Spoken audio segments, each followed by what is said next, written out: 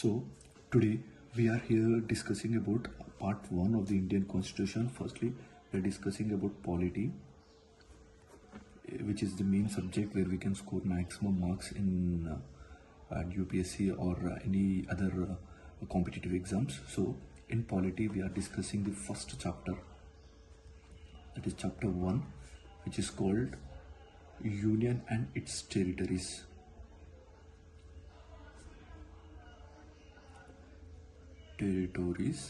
So in this chapter there are 4 articles, that is article 1 to 4.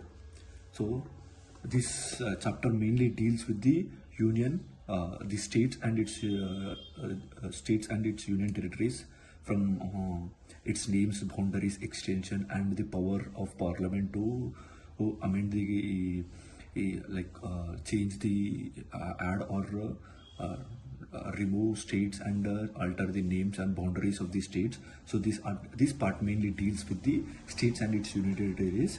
So the schedule 1 of the constitution 1 deals with the names and extension of the states and its union territories.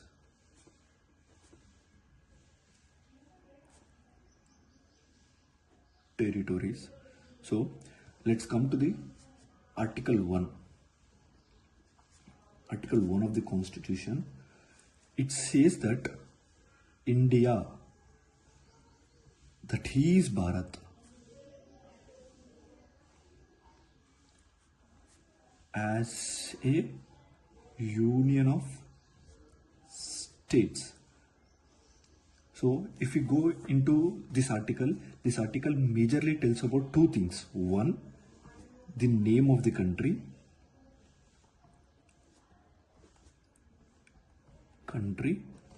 2, the polity which is governed by the state. Polity governed. So the framers of the constitution has no ambiguity in deciding the name of the country, whether it has to be India or Bharat. So some of them thought that going with the traditional name Bharat is okay, whereas some people thought that going with the modern name India. So that's the reason the Constituent Assembly has adopted both the names and mentioned it in Article 1. India, that is Bharat, has been adopted by the Constituent Assembly while framing the constitution. So next, if we come to the polity governed, it has been declared as the Union of States rather than Federation of States. So why it has been declared Union of States? For this, Dr. B.R. Ambedkar has given an explanation in the Constituent Assembly. That is, the Indian Federation is not a result of an agreement between the states.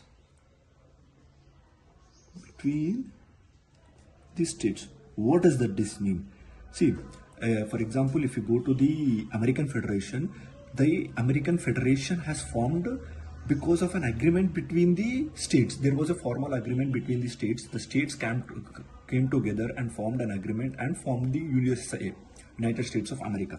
Whereas in India case, there is no formal agreement between the states. That's the reason India doesn't have a federal. India's is not completely a federal structure. It is a quasi-federal. So, and the other thing is that Indian state, the states of India, cannot secede from the union. What does this mean? The states have no authority to secede, that is to exit from the union of the states. Only the Indian Parliament has the authority. The union has the authority to whether to secede the state from the country to another country or secede the state entirely. That only lies with the Parliament. So states does not have the power. This is the 2 reasons that's the reason behind the mentioning of Union of States in the Article 1. So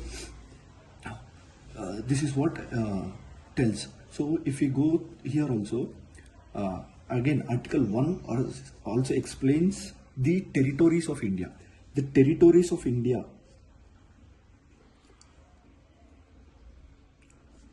of Indian Union can be classified into 3 types. One is the territories of states. The second one is territories of Union territory. Third is territories that may be acquired in future. Acquired in future. So territories of states is like we have 28 states as of today, and the union territories, the territories of the United States. If we come to the third point, the territories that may be acquired in future. So India is an independent nation. It is a sovereign and independent nation. So it has the power. We cannot say not a right, but a power to occupy other states, like to occupy other nations or states. States in the mean here is sovereign countries. So it has the power to occupy the other countries, and it has the power to occupy other countries, and also it can make an agreements between the two nations in exchange of boundaries. So these territories which are not part of India, territories not part of India comes under territories occupied in future. So these are all becomes part of the territories of the Indian Union. So this is what Article 1 tells. Article 1 tells about is the name of the country, that is India, that is Bharat, and the polity governed by the a country, that is Union of States rather than Federation of States. Why then? Why not Federation of States? Is because we don't have a formal agreement between the states, and also the states doesn't have the right to secede from the Union. And the Article 1 also tells about the territories, the territorial extension of the Union, that is classified into 3 types. One is the state, the territories of the states. Second is the union territories, and territories that may be acquired in future. The territories acquired may be in future is through by secession or through by an agreement between 2 formal countries. This is what Article 1 tells about us. So what does an Article 2 tells about us? Article 2 tells that it empowers the parliament, not the state legislature. It has to be noted here. It empowers the parliament to establish here it has to be noted, to establish new states. Second is to admit a state. So there is 2 differences. What is admit a state? Admitting a state is this: parliament has the power to admit a state which is not part of India at all. So it is not part of India at all.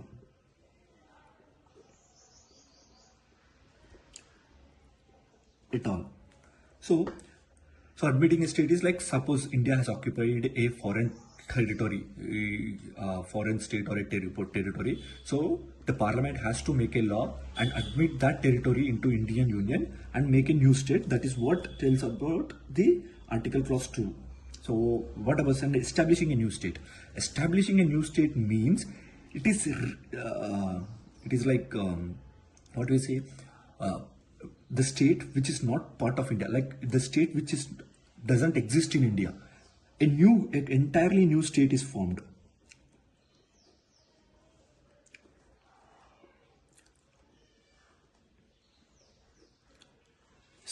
This is what this is establishing a new state means. So there is a difference between these two. Admit a new state means there is a complete new territory coming into India and we are admitting that territory into a state in India. And establishing a new state is like completely a new state is formed, which is not present at all in the Indian polity as of now. So this is what Article 2 tells. So, and what about Article 3 tells? Article 3 is also about it is also called as, like Article 3, it is the Parliament has the power to one, alter the boundaries,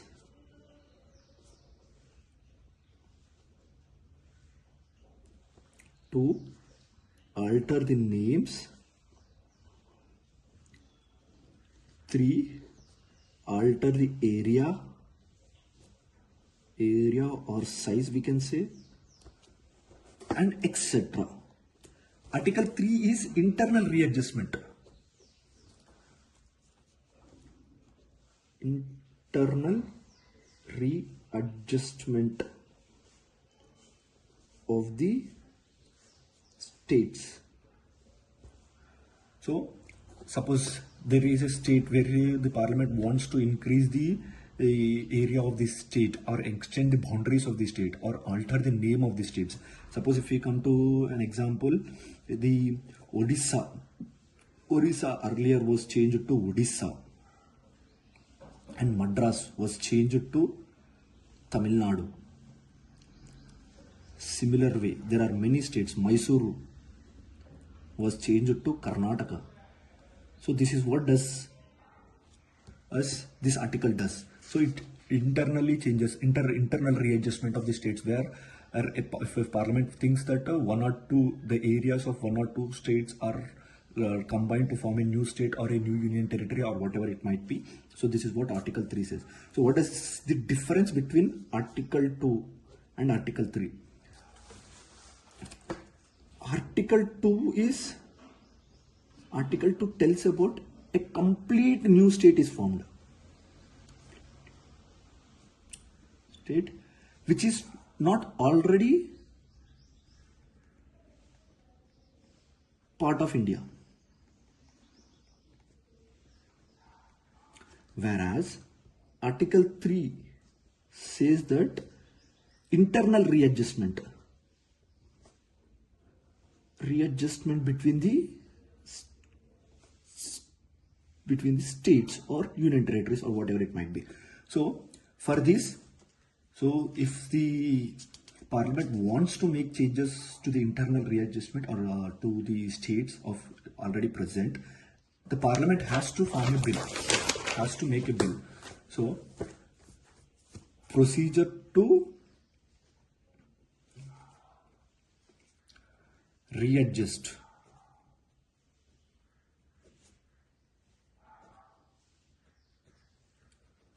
the states. Two conditions are laid down. One is prior recommendation of the President is needed.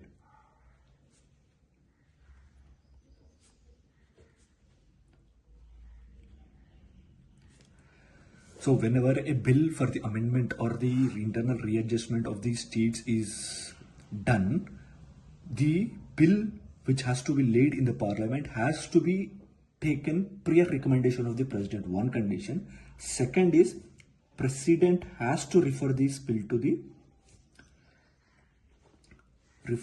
bill to concerned legislature.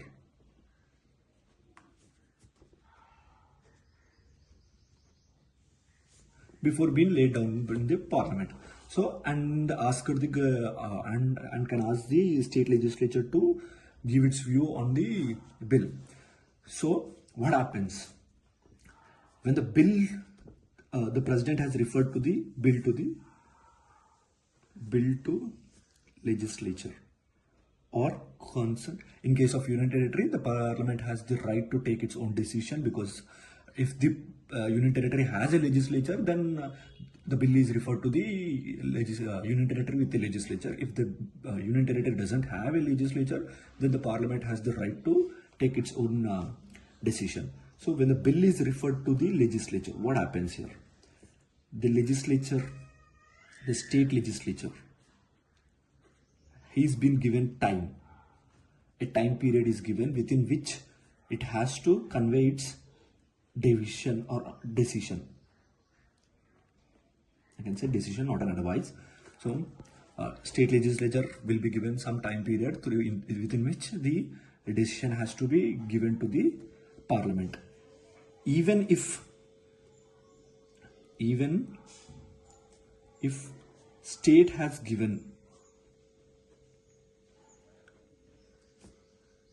provided a decision within time period,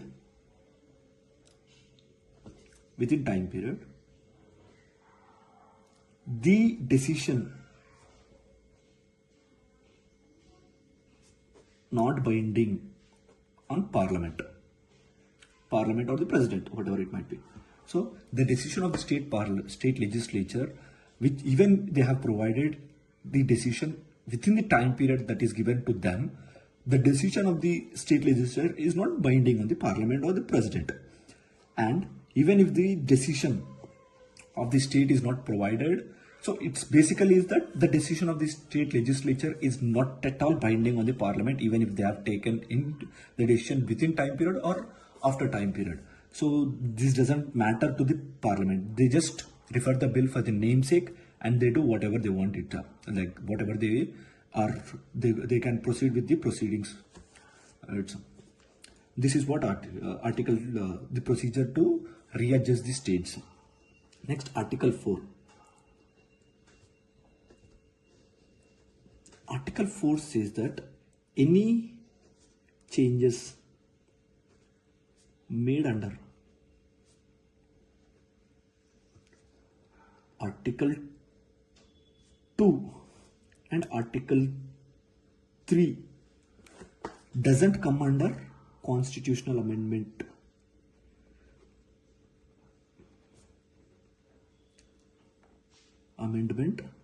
Under Article 368.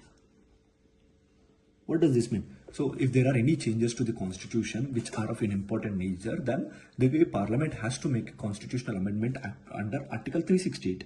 But here the changes made under the article clearly tells that the changes made under Article 2 and Article 3 are not considered under constitutional amendment under Article 368.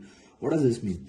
So generally we know that any readjustments within the union doesn't require any constitutional amendment, which can be done through ordinary bills. So it's just done through ordinary bills where the parliament has to pass the bill with simple majority. That's it. But if we come to Article 2, here there is a new territory being added to the state, being added to the union. It's been added to union. So when a new state or a new territory has been added to the union, there has to be a constitutional amendment. As per the Supreme Court, according to the Supreme Court, constitutional amendment has to be made for exchange of boundaries between the nations.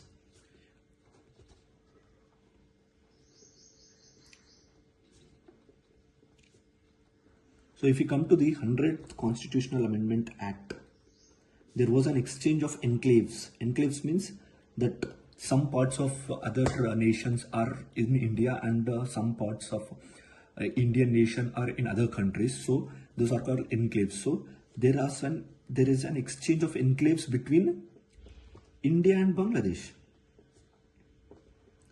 So here there is a difference. I'll tell you what. So when a new territory is added,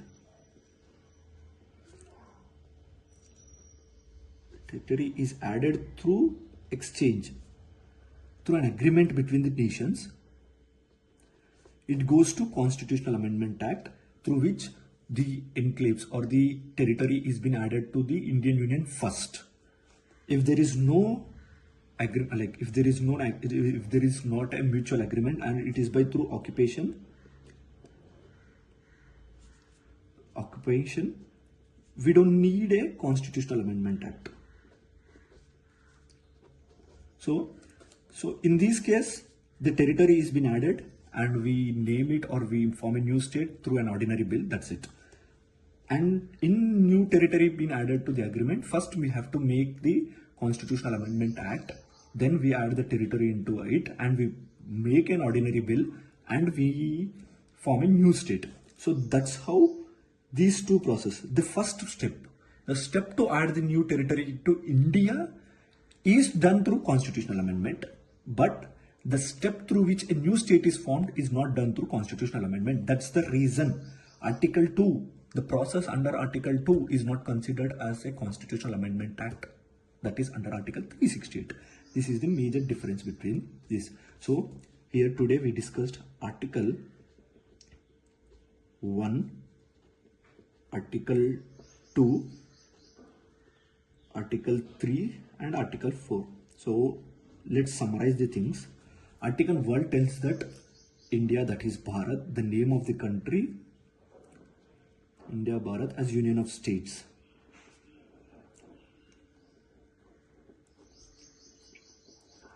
It tells about India, name of the polity and the polity, so the name of the country and the polity governed by the union.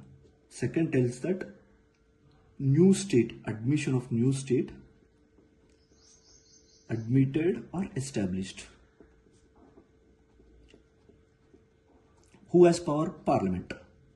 Only the parliament has the power to admit a new state. Or then this is alter name, area, size, boundary, etc.